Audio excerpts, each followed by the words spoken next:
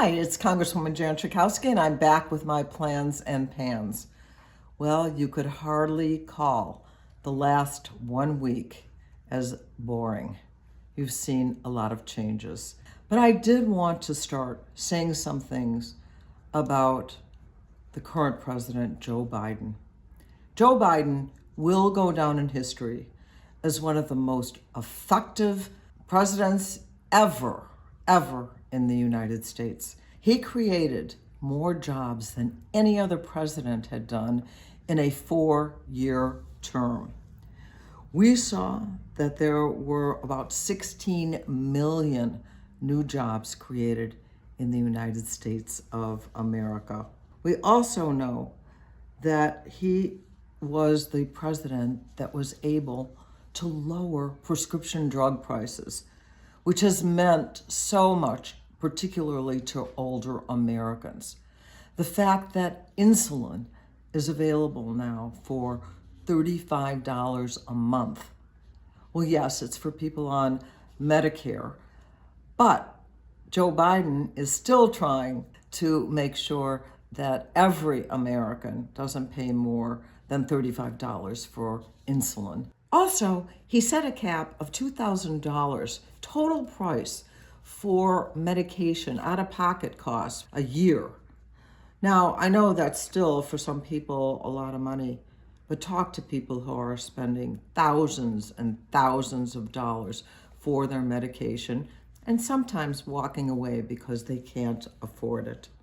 When it comes to infrastructure, Joe Biden is equal and maybe even better than what we saw in the Eisenhower administration. That's how far back you would have to look to see about infrastructure development in the United States of America.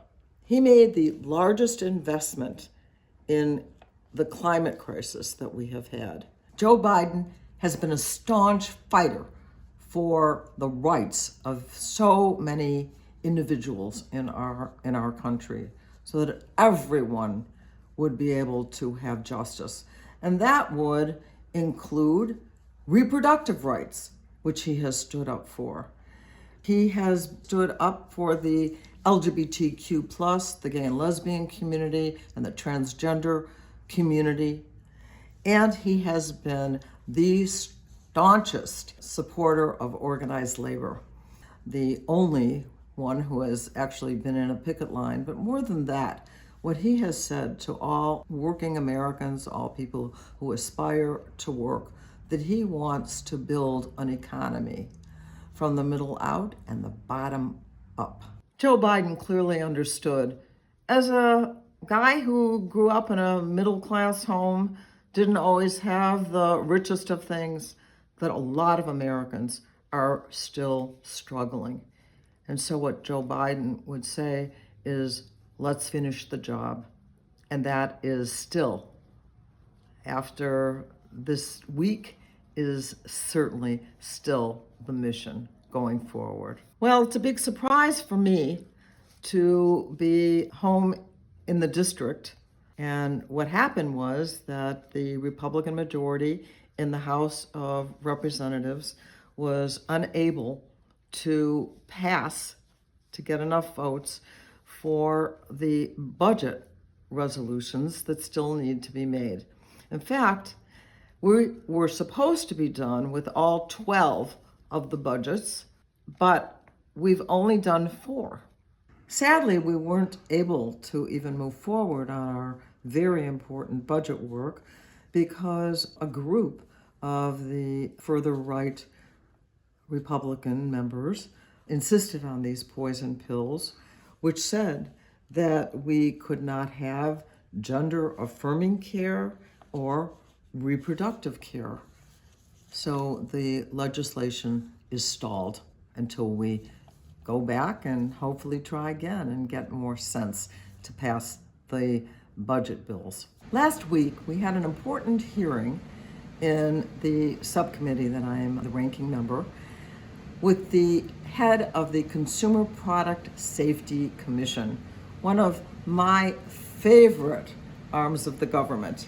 The chairman, who is Alex Honsarek, He actually used to be one of the staffers that I worked with on that subcommittee, talking about good progress that the Consumer Product Safety Commission has made. Now, this is one of my favorite committees because I have been so involved in protecting consumers from dangerous products, particularly children. Among the many things that the commission was able to do was to make permanent rules dealing with dressers that fall down on children and unfortunately have killed many. And I have met with many of those parents who have come to present this problem. And now there is a rule that would require that these products be made safe. Another is a very, very bad hazard for children and has killed some children, and that is button and coin batteries that they take into their mouth, take into their stomach. So those have been prohibited. And another rule, see, some of these things are not so obvious, have to do with crib bumpers and inclined sleepers, where too many children have suffocated and died. These are hazards that now there's not only been warnings, but they have been prohibited now for sale. So be careful, because sometimes they remain in houses and people pass them on to friends in the family or a younger child. Take a look and see those things that have been recalled that are hazards. That's what the Consumer Product Safety Commission does. They are a small but mighty agency.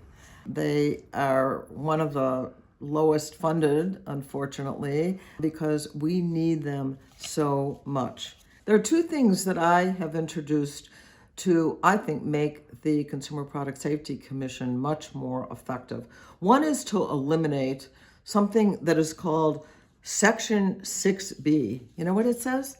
It says that before the CPSC, the Consumer Product Safety Commission, can send out an alert to all consumers that there is a hazardous product, they have to get permission from the manufacturer. Think about that. And that means that often those kinds of important warnings are delayed. And I want to just see that Section 6B gone so that we can get, as soon as possible, all of us, notifications about hazardous products. So that's legislation that I introduced, and I hope it will pass. The second piece of legislation that I have introduced would actually eliminate the cap on how much a company that has been a wrongdoer, that they can be charged in civil penalties. Right now, the maximum amount of money that can be charged is $17.5 million. Now that may sound like a lot of money, but think about this. What if these are products that have actually caused the death of many children, many people, because of the mistakes that this company has done and continued to do? And so we want to just eliminate a cap. Let it be decided what is a fair amount, because some of these companies think it's just the cost of doing business. We don't have to change our ways. We'll pay the fine. That's actually what we have seen occur. So let's have a more flexible amount of money that can be charged to the companies who have been doing harm to our consumers. One of the really disappointing portions at the hearing that we had about the Consumer Product Safety Commission is that the Republicans want to trim the budget, which I said was one of the lowest among all the agencies that we have to protect us. The Consumer Product Safety Commission is in charge of 15,000 different products to make sure that they are safe. So they need the staffing. They need more staffing to make sure that all of this can be done. So I'm going to continue to push for, certainly not for any cuts, but actually I'd like to see an increase in this very, very important agency that we all count on, and we think that someone out here in the country is looking out for you. And if they don't have the resources, it's going to be really hard. Last Friday was the 34th anniversary of the landmark Americans with Disabilities Act. This really did so much for so many people with disabilities. Big changes have been made, but not all were made. There are still some places where people have trouble, and one of them is in housing. And I introduced legislation over and over again, several times, called the Eleanor Smith Inclusive Home Design Act, to make sure that when there is housing built that is done with federal funds, that it has to be more accessible for people with disabilities in those homes. And these are the things that are required. There would have to be a zero-step entry. It also says that there has to be access for wheelchairs. In other words, that the doors have to be wide enough so that people can move about the home and in the bathroom, etc. And also it says that light switches have to be reachable, the thermostat has to be reachable. These would be rules for how to build accessible housing. The cost of these kinds of accommodations are next to nothing. I think this is a common sense piece of legislation, and I'm hoping in the name of Eleanor Smith that we'll be able to make it a law of the land. So really, that's it. Those are some of my aspirations, some of my concerns about things that we haven't done a celebration, I think, of our current president for so many of the things that he did. But that's it for me for Plans and Pans. I'm going to see you next week. Thank you for watching my video. Make sure you subscribe to my YouTube channel and follow me on Instagram, Twitter, and Facebook, where my handle is @Jan Schakowsky.